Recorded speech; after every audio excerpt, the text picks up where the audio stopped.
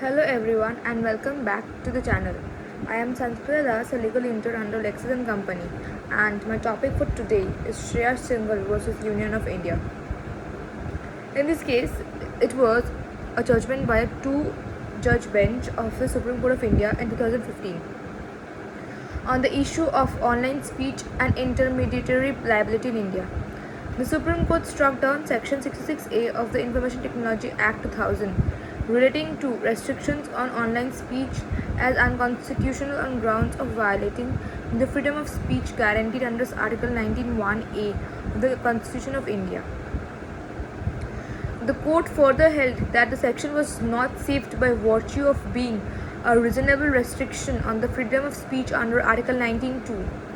The Supreme Court also read down Section 79 and rules on the section. It was held that online intermediaries would only be obligated to take down content on receiving an order from a court of government authority.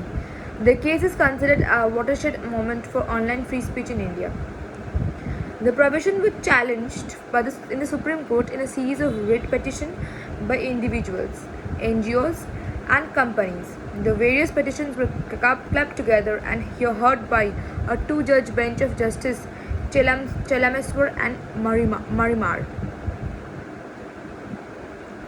In a 52-page judgment, the Supreme Court struck down Section 66A of the Information Technology Act, read down Section 79 of the Information Technology Act and the related rules, and affirmed the constitutionality of Section 69A of the Act. Speaking for the court, Justice Nariman discussed the various standards which are applicable to a judge when restrictions on speech can be deemed reasonable under Article 19(2) of the Constitution.